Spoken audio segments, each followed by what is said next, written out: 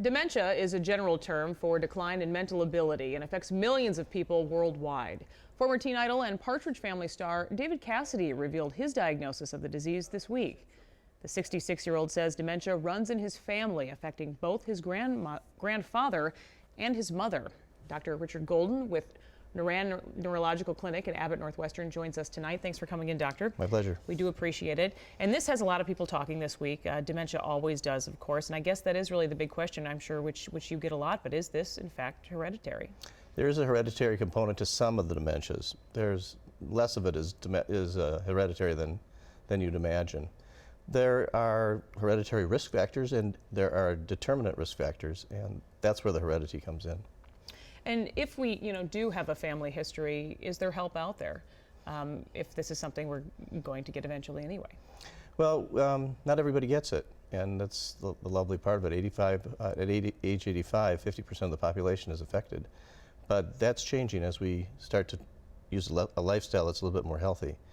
I think it's nice to be able to know that this is a possibility for you, but most people don't really have to worry about it directly if they follow a lifestyle that's more healthy. And that's what we heard David Cassidy did say. He kind of delayed this diagnosis because of fear, and I'm sure you hear those stories again and again, but what is your message to people that may think similarly?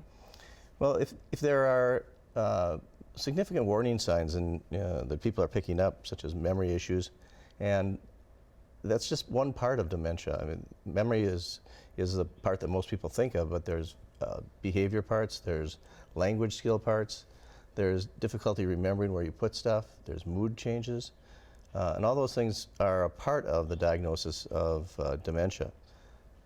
And those warning signs that you just kind of mentioned, are those things we should be looking at happening over and over again in our loved ones? We shouldn't possibly freak out if we just see it a couple times. Well, all of us forget why we went into a room, Right. what we were going to do, and we all forget words from time to time. It's the frequency with which you do it, and it's the context in which it's in that makes the difference. We do want to end this interview with some kind of hope. Are we making any strides when it comes to treating this? Yeah. In year 2000, we really had excitement because we had 2 drugs that came out. Unfortunately, there hasn't been anything else since that have been particularly good. However, right now we're making tremendous strides in biomarkers. And biomarkers then, making an earlier diagnosis, give us the opportunity to try some of the drugs that didn't work before and see if they'll work at an early age when there isn't any obvious signs of dementia. And I know you mentioned Minnesota researchers and doctors here are really making a lot of headway when it comes to this. Yeah, there's some real hot people in town. Okay, which is good. That makes us feel better. Doctor, thanks so much for coming in tonight.